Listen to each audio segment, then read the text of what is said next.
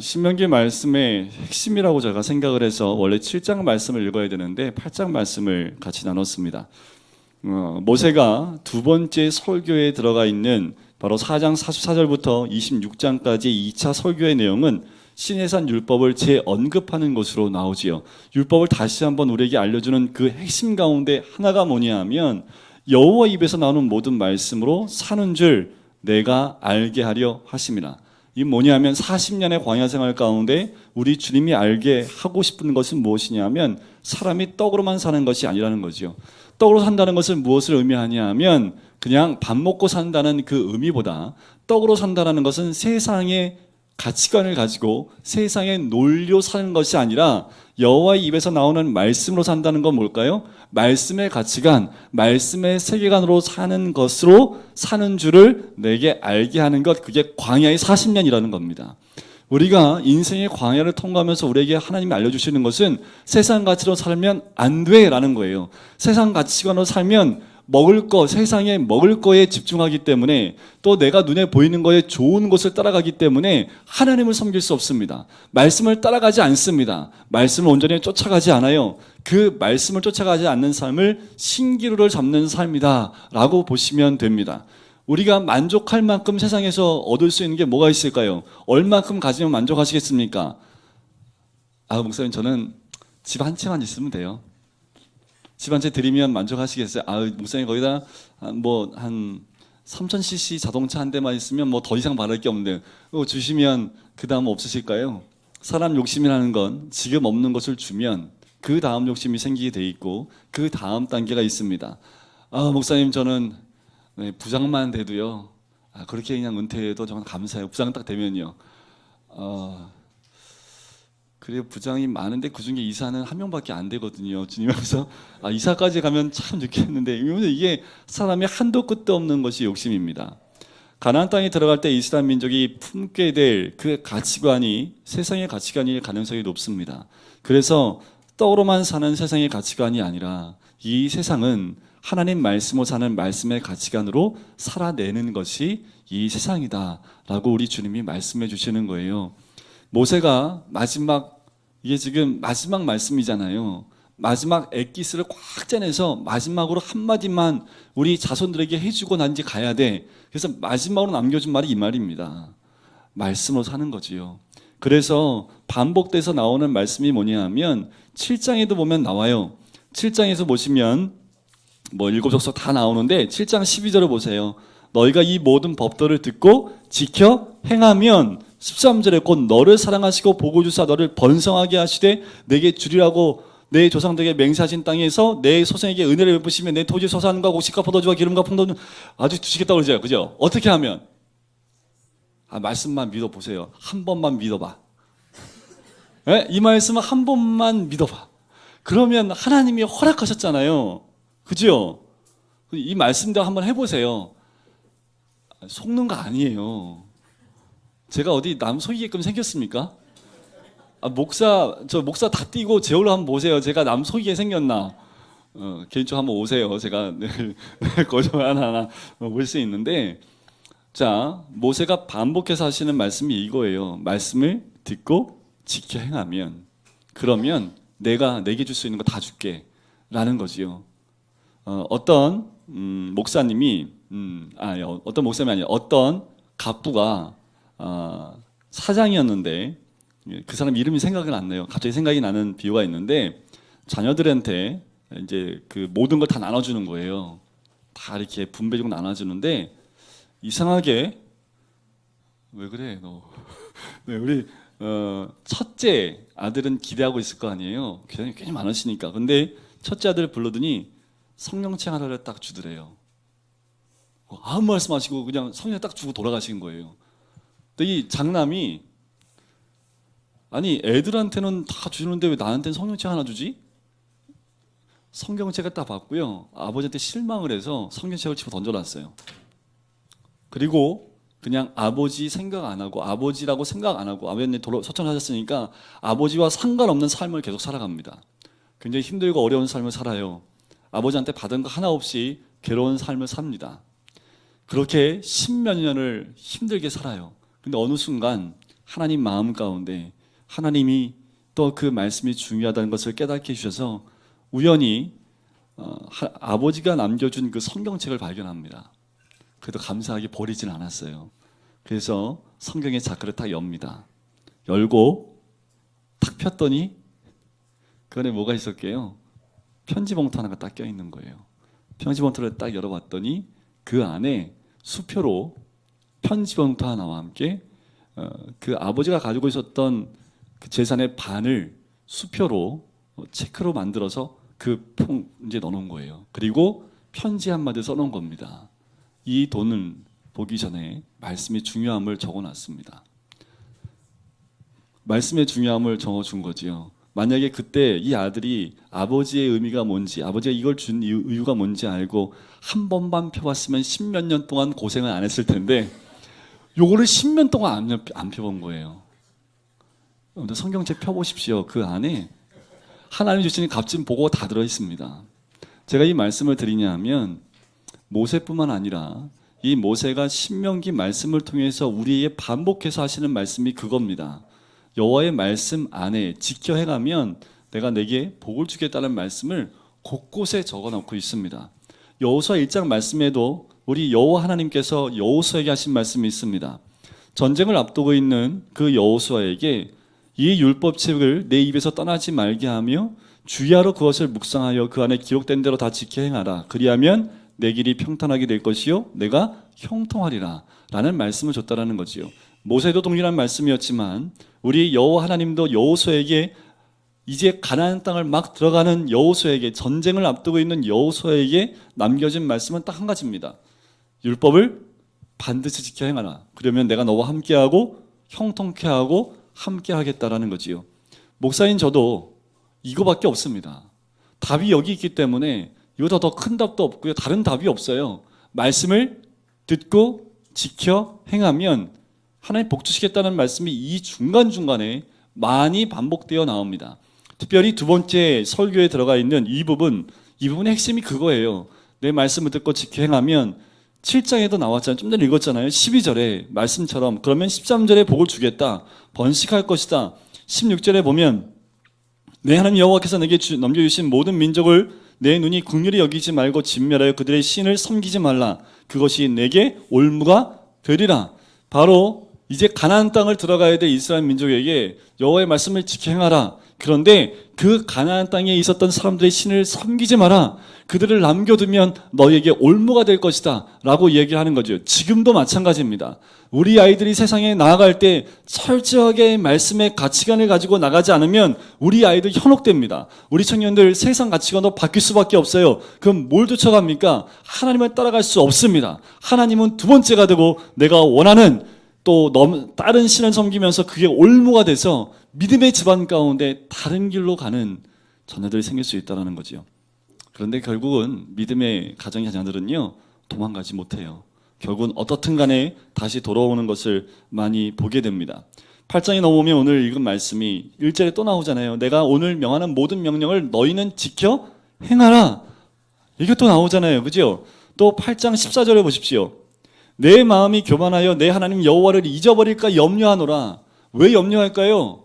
그만큼 많이 40년 된 과연 생활 동안에 너무 많이 잊었기 때문에 여호와는 너를 애굽 땅 종 되었던 집에서 이끌어내시고 너를 인도하여 그 광대하고 위험한 광야하고 불뱀과 전갈이 있고 물이 없는 간조한 땅을 지나게 하셨으며 또 너를 위하여 단단한 반석에서 물을 내셨으며 내 조상들도 알지 못하는 만나를 광야에서 40년 동안 너를 먹게 하셨나니 이는 다 뭐하게 하기 위해서요? 너를 낮추시며 너를 시험하사 마침내 내게 복 주시오. 마침내 뭐 주려고요?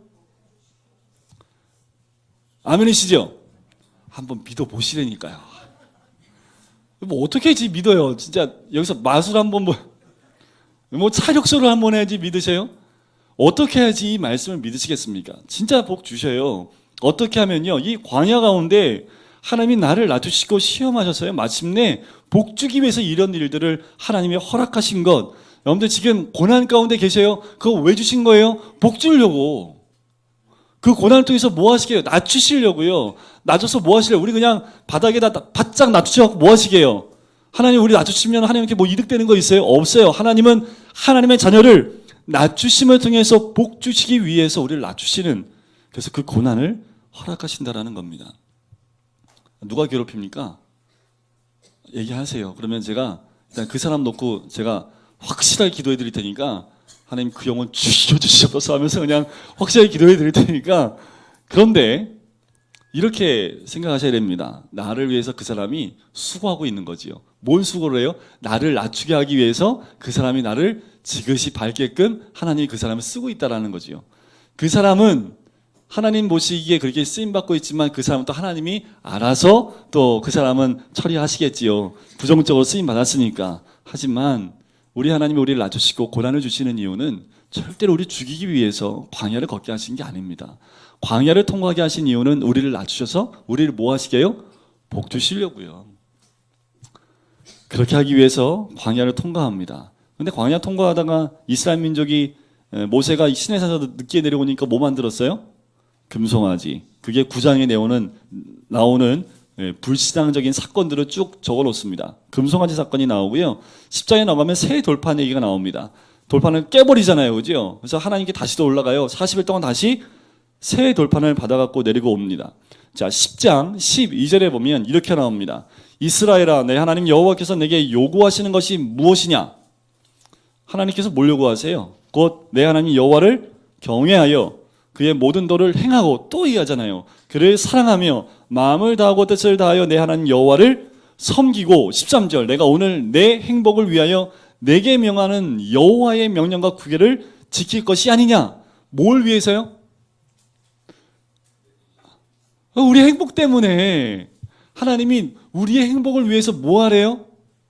뭐 하래요? 여호와의 명령과 규례, 말씀을 지킬 것이 아니냐? 누구 때문에 지키는 거예요? 하나님 때문에요? 누구 때문에요? 나 때문에. 누구의 행복을 위해서? 내 행복을 위해서. 진정한 내 안에 진정한 행복은 뭘로 이루어지는 거냐 하면 말씀으로 이루어지기 때문에. 하나님이 우리를 창조하셨잖아요. 우리는 기본적으로 하나님 안에 거야지만 진정한 행복을 누릴 수 있는 사람들이 우리들입니다.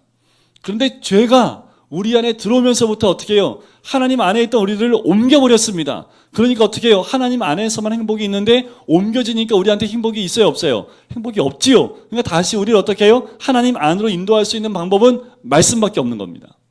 그러니까 말씀을 지켜 헤매. 그러면 너 행복할 거야. 한 번만 해보시라니까. 한 번 해도 모르시면 한 3-4번 해보세요. 그래서 제가 늘 이런 얘기할 때마다 아들 둘 이제 있는 분들은 한 놈은 말씀으로 키워보고요, 한 놈은 세상 쪽으로 한번 키워보세요. 그래서 두 인생이 어떻게 달라지나.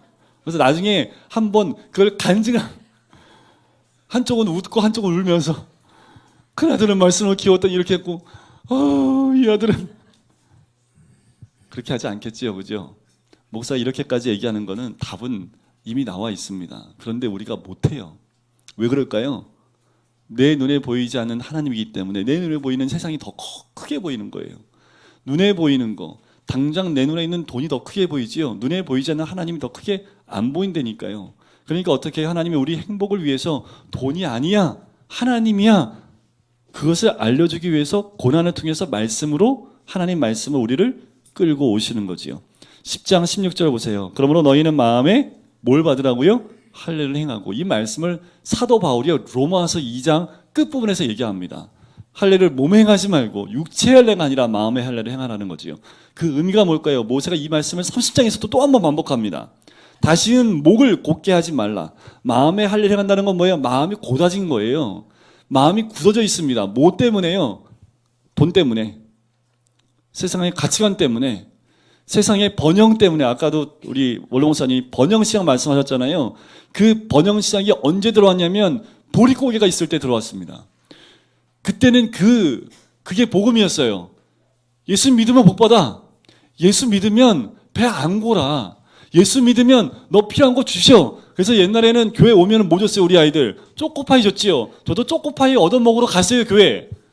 예수 믿은 것 때문에 간 게 아니라 집에서 엄마가 초코파이 안 사주니까 교회 가면 초코파이 주니까 가서 초코파이 받으러 갔고요. 공책 한 권 얻어 쓰려고 갔고요. 한 번도 안 빠지고 나가면 볼펜 한 타스, 볼펜이 아니라 면필 한 파트 주니까 부모님이 사주지 못하는 공책 주고 연필 주니까 만난 거 주니까 교회를 나갔다니까요. 그때는 그랬어요. 그러면서 뭐라고 해요?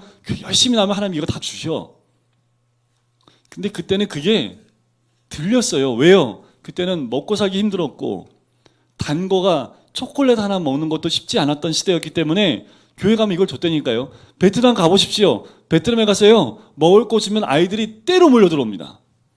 그래서 지금 베트남 가면요, 선교하기 너무 쉬워요. 뭐예요? 그냥 애들한테 와가지고요, 우리 한국 과자 싼도 그냥 나눠주면 애들이 그냥 벌떼처럼 몰려듭니다. 공책 나눠주나요? 애들이 그냥 들어와요, 교회로. 그냥 감당하지 못할 만큼 미워옵니다.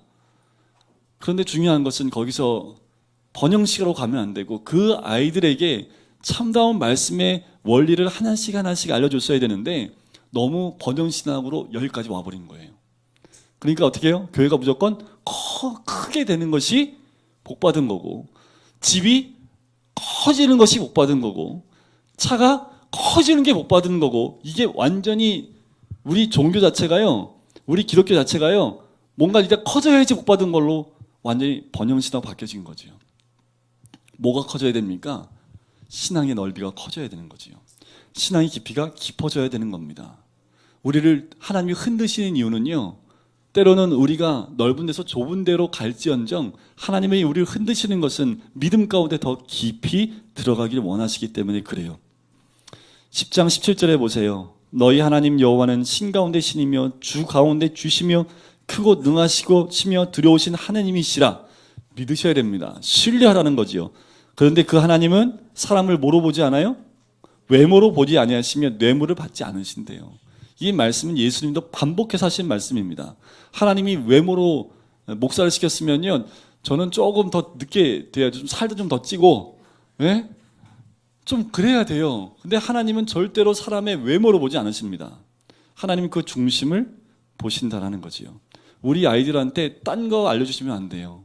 사춘기 때는 겉으로 드러나는 모습에 외적인 거에 많은 관심을 가질 수밖에 없는 나이입니다. 그때에도 늘 알려주시는 것은 입혀주더라도 하나님이 보시는 거 너의 마음이란다. 마음에 무엇을 입어야 될지, 네가 네 마음에 무엇을 입혀줘야 될지 그것을 늘 생각해라 라고 알려줘야지 하나님이 우리의 속마음을 보시는 것을 알 수 있는 거지요. 11장에 넘으면요, 축복과 저주가 나옵니다. 자, 어떻게 하면 축복받는지 11장을 자세히 보시면 돼요. 저주받는 거 안 하시면 됩니다. 자, 11장 1절에 보면 그런즉 내 하나님 여호와를 사랑하여 그가 주신 칙무와 법도와 규례와 명령을 항상 지키라. 2절 너희 자녀는 알지도 못하고 보지도 못하였으나 너희가 오늘날 기억할 것은 너희 하나님 여호와의 교훈과 그의 위엄과 그의 강한 손과 펴신 팔과 애굽에서 어떻게 우리 인도하셨는지를 보라는 거지요. 8절 그러므로 너희는 내가 오늘 너희에게 명하는 모든 명령을 또 지키라 라고 얘기하시잖아요. 12절 내 하나님 여호와께서 돌보아 주시는 땅이라 가나안 땅이요. 13절 내가 오늘 너희에게 명하는 내 명령을 너희가 만일 청종하고 너희의 하나님 여호와를 사랑하여 마음을 다하여 뜻을 다하여 섬기면 14절 15절에 복 줄 거야 라고 말씀하시는 거죠. 자, 복 받고 싶으십니까? 아멘 하세요. 뭐 복 받기 싫어하는 사람이 어디 있어? 다 받고 싶지요? 어떻게 하면 된다고요? 여호와만 사랑하고 마음을 다하여 뜻을 다하여 하나님만 섬기시면 됩니다. 그거 다른 거 없어요. 너무 얼마나 간단해요. 그죠? 복잡해요? 이해가 잘 안 되시는 분? 안 복잡하잖아요. 하나님만 섬기시면 됩니다. 27절 너희가 만일 내가 오늘 너희에게 명하는 너희 하나님 여호와의 명령을 들으면 뭐가 된다고요? 복이 될 것이고. 자, 28절 보세요. 너희가 만일 내가 오늘 너희에게 명령하는 도에서 돌이켜 떠나 너희 하나님 여호와의 명령을 듣지 아니하고 본래 알지 못하던 다른 신들을 따르면 뭘 받으리라? 저주를 받으리라.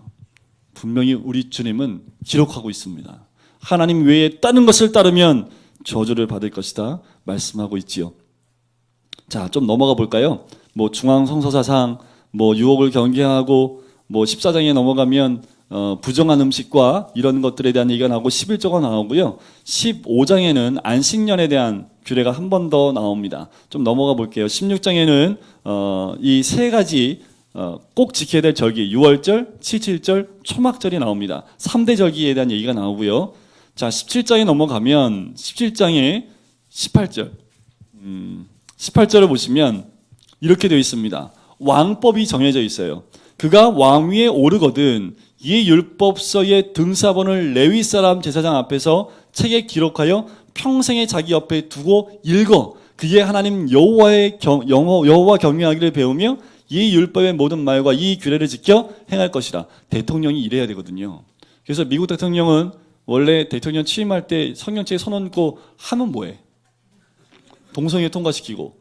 성경에는 분명히 동성애에 대해서 반대하고 있는데 여기다 손 얹고 기도하고 선언한 사람이 동성애를 통과시켰는데, 그러니까 오바마가 어떻게 될지, 하나님이 어떻게 다루실지. 돈 많이 벌면 뭐합니까? 뭐 가서 연설 한번 하는데 10억 받는다는데요? 왜 10억을 주는지 모르겠어요.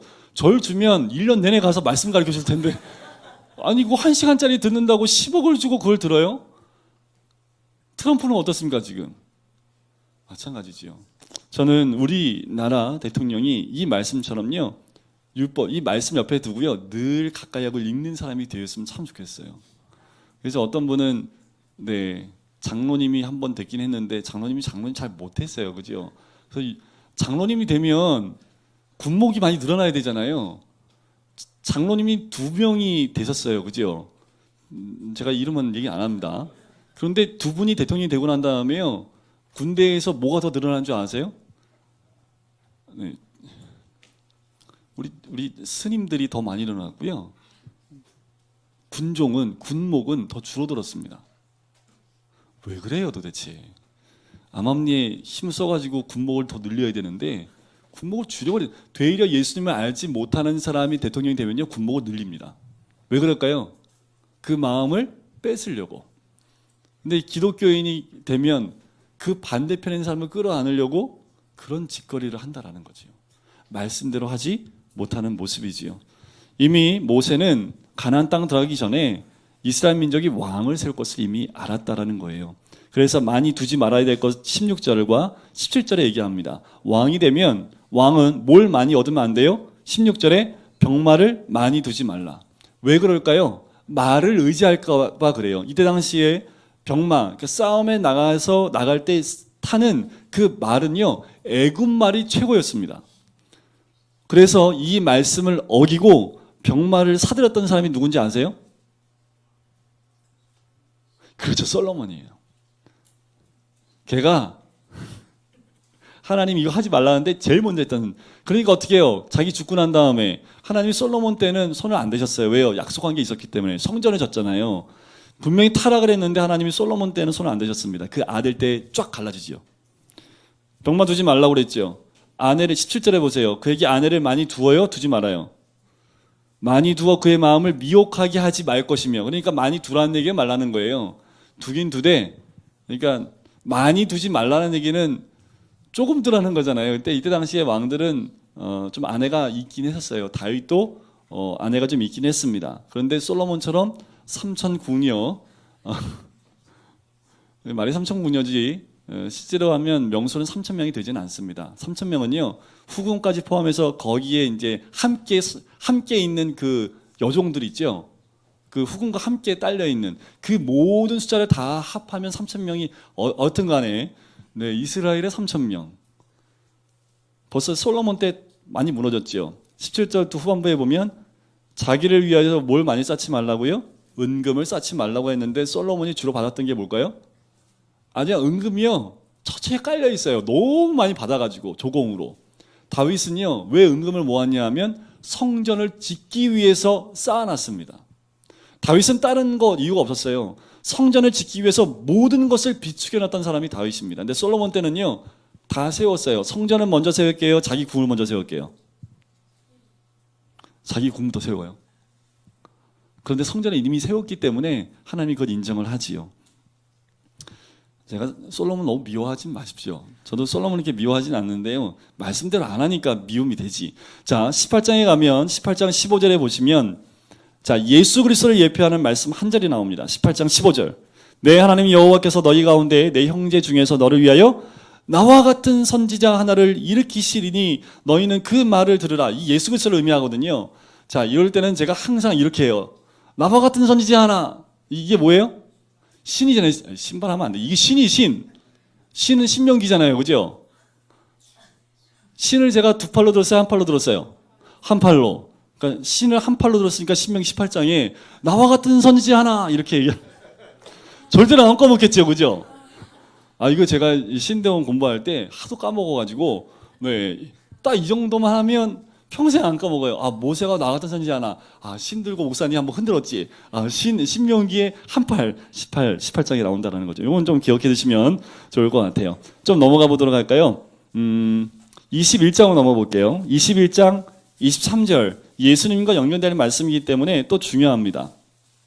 자, 23절에 보면 그 시체를, 자, 22절부터 볼게요. 사람이 만일 죽을 죄를 범하였으므로 내가 그를 죽여 나무 위에 달거든 그 시체를 나무 위에 밤새도록 두지 말고 그날에 장사하여 내 하나님 여호와께서 내게 기업으로 주시는 땅을 더럽히지 말라. 나무에 달린 자는 하나님께 저주를 받았음이니라.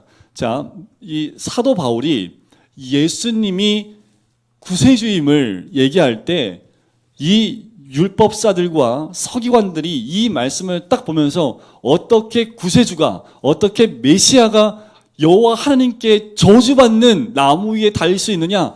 예수가 메시아가 아닌 이유가 여기 있다라고 이걸 가지고 얘기를 했습니다. 그런데 거꾸로 사도 바울은 갈라디아 3장 말씀에 예수님이니까 가능했다. 왜냐하면 우리는 다 죄인이어서 우리는 다 하나님께 저주받아 나무 위에 다 못 박혀 죽어야 될 저주받은 백성들인데 우리 예수님이 우리를 구원하기 위해서 대표로 십자가에 못 박혀서 하나님의 저주를 한 몸에 다 받으신 거 아니냐? 말을 거꾸로 한 거죠. 사도 바울이. 그러니까 사도 바울하고 얘기해가지고 율법사이나 서기관들이 이긴 사람이 한 명도 없습니다. 왜요? 사도 바울은 구약을 정통한 랍비였기 때문에 이 말씀을 가지고 예수님이 메시아임을 드러냈던 말씀이 이 말씀입니다. 자, 그리고 뒤로 좀 더 넘어가 볼까요? 오늘은 좀 여기는 율법이기 때문에 신명기의 말씀들이 많이 반복되어서 나옵니다. 26장까지 나온 것이 2차 설교였지요. 다 율법적인 부분들이 나오고 어떻게 살아가야 될지에 대한 부분이 나온다면 이제 27장부터 30장까지 딱 4개 장의 모세의 3차 설교가 나옵니다. 자, 이 3차 설교에서는 가나안 땅에 입국 후에 들어가고 난 다음에 너희가 지켜야 될 것이 무엇인지를 설명하고 있는 것이 27장부터 나오는 내용입니다. 근데 27장에 딱 등장하는 것이요, 저주부터 나와요.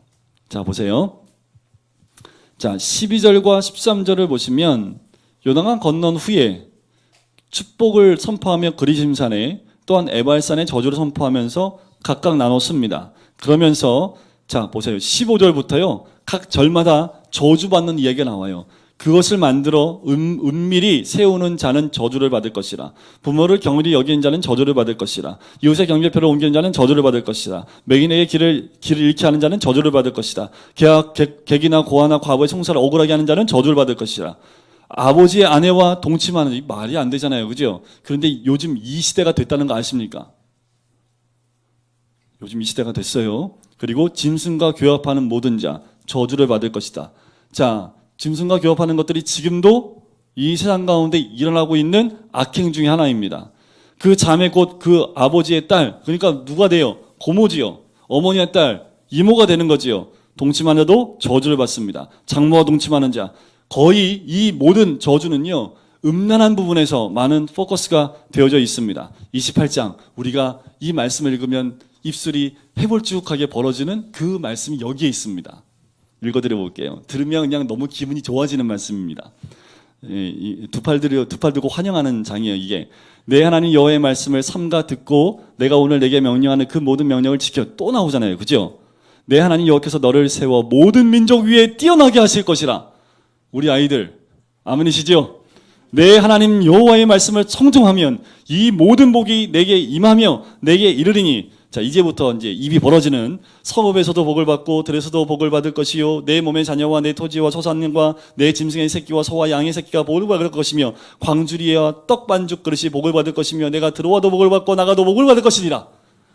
하여튼 복이 흘러 넘쳐요, 그죠?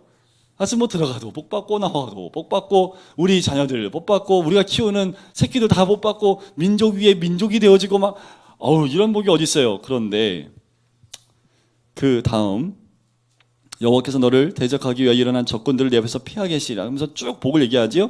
12절 13절을 보실까요? 여호와께서 너를 위하여 하늘의 아름다운 보고를 여시사 내 땅에 때를 따라 비를 내시고 내 손으로 하는 모든 일에 복을 주시리니 내가 많은 민족에게 구워줄지라도 너는 꾸지 아니할 것이. 여러분들 기도할 때 이런 기도 많이 들어보셨죠?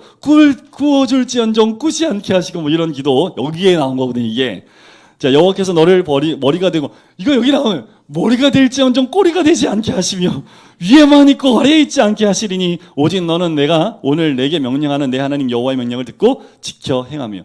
자, 이 기도를 하기 전에 뭘부터 해야 돼요?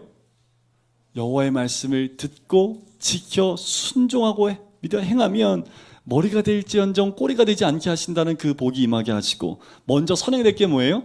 말씀을 듣고 지키는 겁니다. 20절부터는요, 불순종하면 처해지는 저주입니다. 축복과 저주가 한 장 안에 다 기록되어 있습니다. 나눠서 한번 읽어보시면, 저주는 제가 안 읽을게요. 저주가 얼마나 많은지 아세요?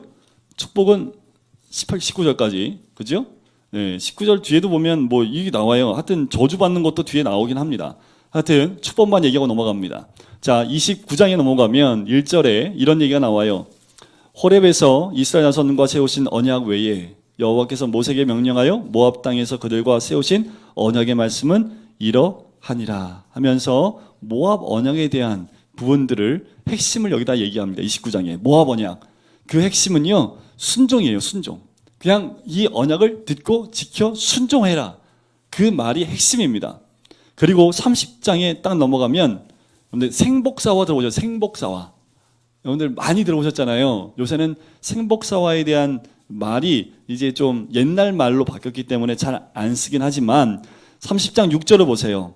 내 하나님 여호와께서 내 마음과 내 자손의 마음에 할례를 베푸사 너로 마음을 다하며 뜻을 다하여 내 하나님 여호와를 사랑하게 하사 너로 생명을 얻게 하실 것이며, 9절과 10절 내 하나님 여호와의 말씀을 청종하여 이 율법책에 기록된 이 그의 명령과 규례를 지키고 내 마음을 다하며 뜻을 다하여 여호와 내 하나님께 돌아오면 하나님 여호와께서 내 손으로 하는 모든 소산을 많게 하시고 내게 복을 주시되 곧 여호와께서 내 조상들을 기뻐하신 것 같이 너를 다시 기뻐하사 내게 복을 주시리라. 내가 오늘 내게 명령, 이 명령은 내게 어려운 것도 아니요 먼 것도 아니랍니다. 하늘에 있는 것이 아니니 내가 이르기를 누가 우리를 위하여 하늘에 올라가 그의 명령 우리에게 가지고 와서 우리에게 들려 행하게 하라 할 것이 아니요, 다 들려줬다는 거지요. 15절, 이건 암송구절입니다. 보라, 내가 오늘 생명과 복과 사망과 화를 내 앞에 두었나니. 뭘로 뒀다고요? 생복사화를 내 앞에 뒀대요. 선택입니다. 생명, 복 아니면 사망과 화, 둘 중에 하나 선택. 그것은 우리한테 달려있다라는 거지요. 곧 내가 오늘 내게 명령하여 내 하나님 여호와를 사랑하고 그 모든 길을 행하며 그의 명령과 규례와 법들을 지키라. 그러면 이 복, 이 생명 줄 것이다 라고. 지금 처음부터 끝까지 모세가 계속 반복하는 게 뭐예요? 여호와를 명령을 지켜 행하고 마음과 뜻과 정성을 다하여 주 너희 하나님만 사랑하면 된다라고 이야기를 하는 거지요. 그 다음에는 이제 31장부터는 후계자에 대한 얘기가 나오고요, 모세의 축복에 대한 이야기로 마무리가 되면서 34장 맨 마지막 보세요. 모세의 죽음이 나옵니다.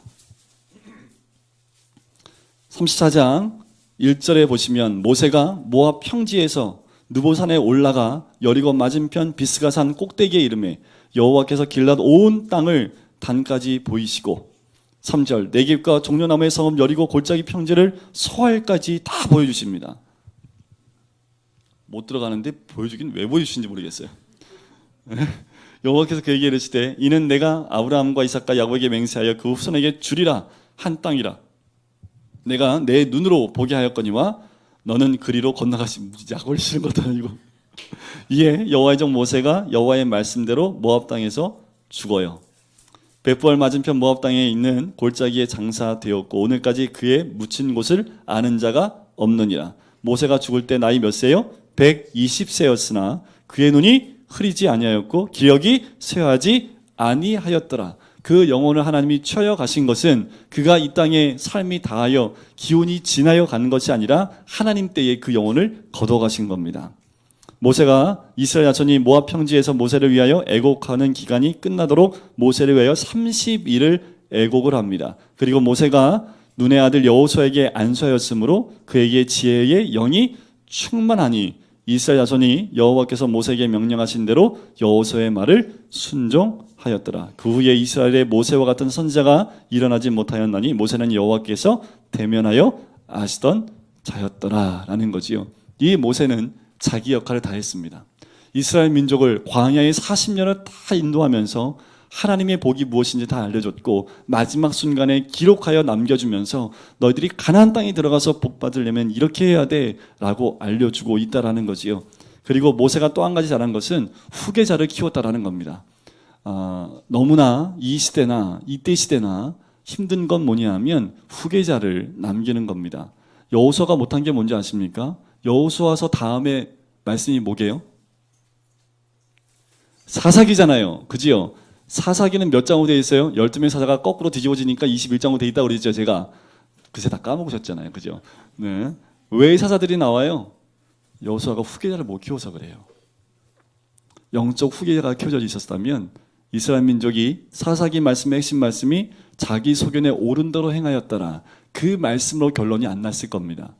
중요한 것은 여호수아가 받은 만큼 또 다른 후계자를 키웠어야 되는데 그것을 못 키운 그 잘못이 여호수아에게도 좀 있는 것 같아요. 모세는 여호수아를 키웠습니다. 언제부터일까요? 애굽에서 나오면서부터 이 여호수아는 시종처럼 모세와 함께 따라다녔던 사람이 여호수아라는 사람이지요. 신명기를 다 마무리하면서 모세가 마지막 해주고 싶은 말씀, 이거는 제가 말씀을 공부하면서도 깨달았던 말씀이고 다른 거 없습니다. 말씀밖에 없어요. 제가 100번을 얘기해도요 말씀밖에 없습니다. 근데 참 안타까운 것은 떡으로만 살다가 보면 이 하나님 말씀을 보기가 어렵습니다. 그래서 하나님이 어떻게 해요? 떡이 떨어지게 하거든요. 그래야지 말씀이 보이기 시작하는 게 이상합니다. 최근에 한 사모님하고 제가 이야기를 하면서 하나님 말씀이 들린다는 표현을 하더라고요. 왜 들리냐 하면 목사님 때문에 너무 힘들거든요. 요새 목사님 때문에 정말 사망의 음침한 골짜기를 정말 지나가고 있어요. 그러면서 하나님 말씀이 잘 들려요 그러더라고요. 하나님이 사랑하시는 증거입니다.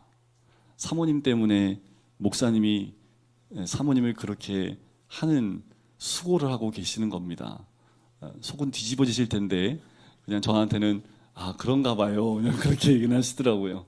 이상하게 하나님 말씀이 들릴 때는요 고난의 길을 통과하지 않으면 이상해 잘 들리지 않는 게 참 우리가 죄성을 가지고 있기 때문이 아닌가라는 생각도 해보게 됩니다. 자, 이렇게 우리가 모세오경을 마무리했고요. 결론으로 말씀을 드리면 이 모세가 모세오경을 쓰면서 창조 때부터 신명기까지 창조의 그때부터 하나님이 약속한 가나안 땅에 이를 때까지 이 모세가 해주고 싶은 것, 하나님의 주권 아래 있다는 겁니다. 하나님의 섭리 가운데 있고 우리의 죄를 통해서 이 섭리에서 벗어났던 우리들을 다시 하나님의 섭리와 말씀 안으로 우리를 다시 데리고 와서 하나님 나라로 우리를 데리고 오고 싶은 것, 다시 에덴 동산으로 우리를 다시금 데려오게 해서 에덴 동산을 아담이 그렇게 만들 수 있을 만큼 우리를 다시 회복하게 하기 원하는 것이 우리 하나님 마음이라는 거지요. 우리 하나님은요 우리 죽기 원치 않으십니다. 우리 죽이려고 그렇게 하시는 것이 아니라 다시 온전한 하나님 백성으로 회복하게 하기 위해서요. 지금 우리가 겪고 있는 아픔들, 아무리 얘기해도 다른 사람은 이해할 수 없는 그 고난과 아픔들을 우리에게 허락하시는 거지요. 결국은 우리를 주의 백성 삼으시려고 사람마다 거의 그 사람에게 맞는 고난과 아픔들을 주신 거예요. 그 아픔들을 겪으실 때 하나님 신뢰하십시오. 그리고 하나님만 의지하시고 말씀만 보세요. 그 말씀 안에 답이 있고 길이 있습니다. 목사니까 하는 말 아닙니다. 정말 말씀 안에 길이 있습니다. 그리고 이게요, 여러분들 이렇게 읽으면 다 보이긴 하거든요. 근데 이렇게 읽으면 이 말씀 무슨 말인지 모르는데 이 안경을 딱 쓰면 이게 해석이 된다니까요. 이런 안경들을 가지고 계셔야 돼요. 이 안경들이 다 있어야 된다니까요. 이 안경은 하나님이 주신 은혜의 선물입니다. 이 안경은요, 목사들은 여러분들 성도님들을 알려드려야 되기 때문에 하나님의 은사로 말씀을 볼 수 있는 눈을 주시는 것 같아요. 하지만 우리 평신도들 가운데에도 고난 속에서 이 말씀을 보는 눈이 열리는 분들이 있습니다. 그래서 매일 아침에 말씀을 읽고 묵상하라고 제가 말씀을 드리는 거예요. 새벽마다 하나님 주시는 그 만나의 말씀들을 늘 가까이 하시고 공부하시고 묵상하셔서 그날 주시는 하나님의 은혜를 다 누리시는 우리 성도님 되시기를 주님의 이름으로 간절히 축원드립니다. 이 시간 같이 기도하실까요?